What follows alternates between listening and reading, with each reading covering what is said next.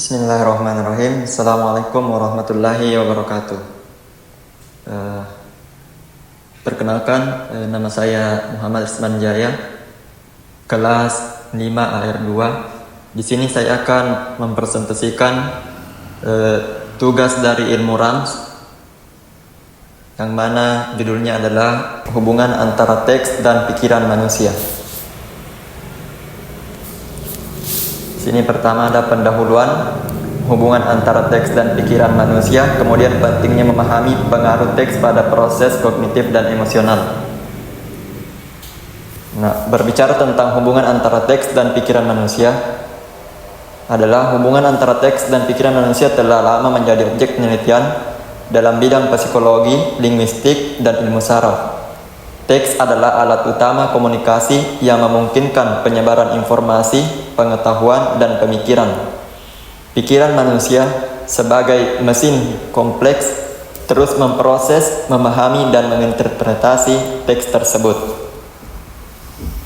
Kemudian adalah pentingnya memahami pengaruh teks pada proses kognitif dan emosional. Memahami pengaruh teks dan proses kognitif dan emosional memberikan wawasan penting tentang bagaimana teks dapat digunakan untuk meningkatkan kemampuan berpikir, empati, pendidikan, dan kesejahteraan mental kita. Dengan pemahaman ini, kita dapat memanfaatkan kekuatan teks untuk memperbaiki berbagai aspek kehidupan kita. Kemudian di sini ada teks sebagai alat komunikasi. Yang pertama definisi teks, kemudian peran teks dalam berbagai konteks. Sini akan kita membahas tentang definisi teksnya. Tadi sudah dijelaskan bahwa teks adalah representasi simbolis dari bahasa yang memungkinkan kita untuk menyampaikan pesan secara tertulis. Kemampuan kita untuk memahami dan menghasilkan teks sangat tergantung pada kemampuan kognitif kita.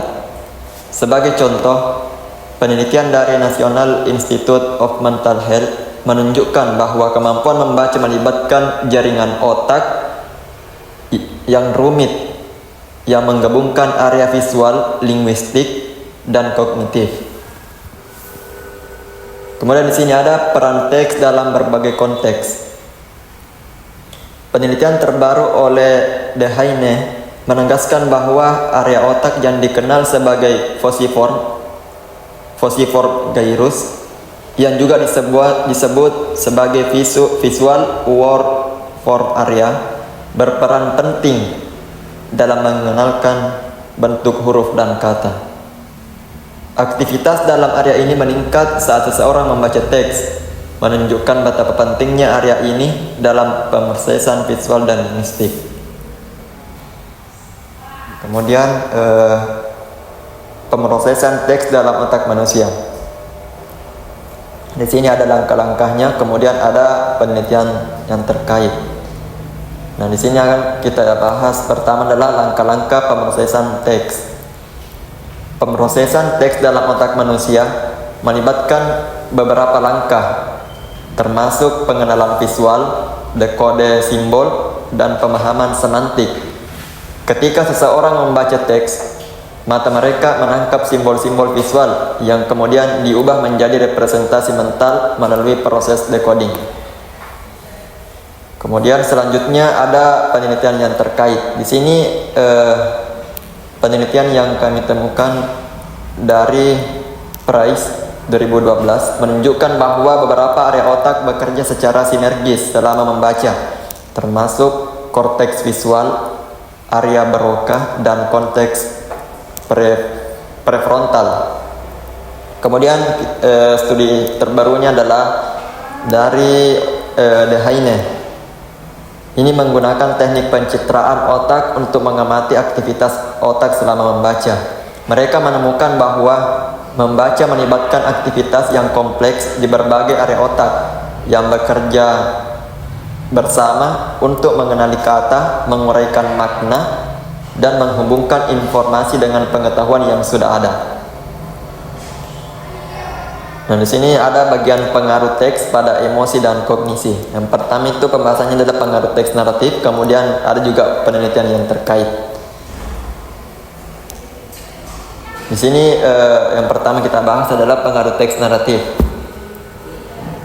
Di sini mengungkapkan bahwa teks tidak hanya mempengaruhi pemahaman kita tentang dunia, tetapi juga dapat mempengaruhi emosi dan kognisi kita.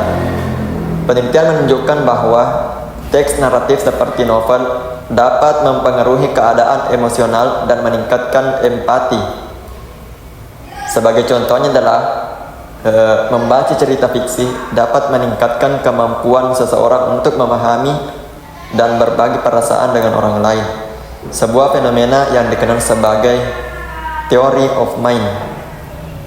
Kemudian adalah penelitian yang terkaitnya itu yang telah kami dapatkan adalah sebuah studi terbaru oleh Ball dan Feldkamp menunjukkan bahwa pembaca yang terlibat secara emosional dalam sebuah cerita cenderung mengalami peningkatan empati dari keterhubungan emosional dengan karakter dalam cerita tersebut.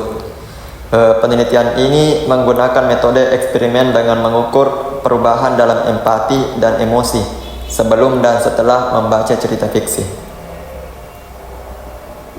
Kemudian ada pembahasan tentang teks dalam pendidikan dan pembelajaran.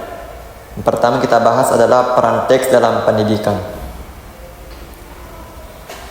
Di sini teks adalah komponen penting dalam pendidikan dan pembelajaran karena ini merupakan kemampuan untuk memahami teks secara efektif adalah keterampilan besar atau keterampilan dasar yang diperlukan untuk sukses akademis.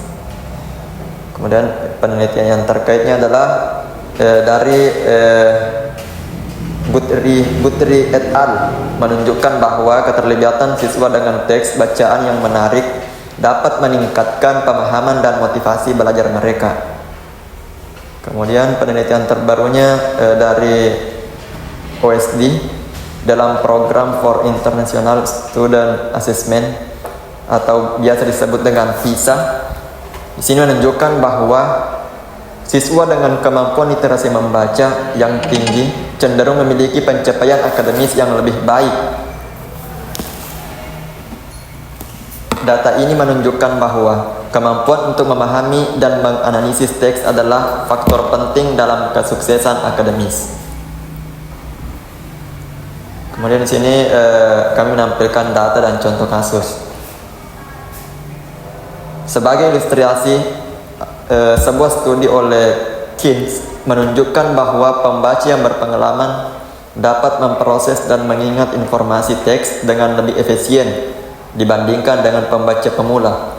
Contoh lain adalah penelitian yang dilakukan oleh Wolf dan Barzilai yang menunjukkan bahwa perubahan dari membaca teks cetak ke teks digital dapat mempengaruhi cara otak kita memproses informasi.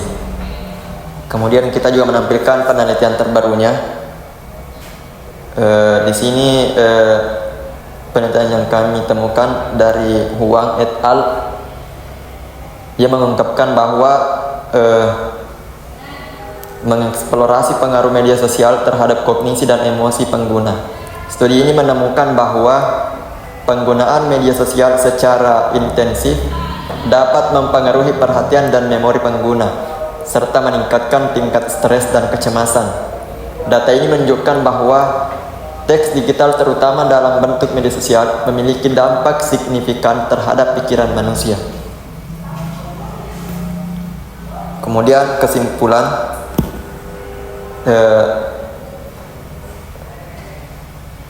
sini kesimpulannya kami menyimpulkan bahwa hubungan antara teks dan pikiran manusia adalah hubungan kompleks dan saling bergantung.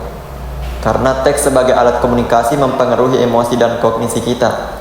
Penelitian yang terus dilakukan memberikan wawasan berharga tentang cara kita belajar dan berinteraksi dengan dunia di sekitar kita.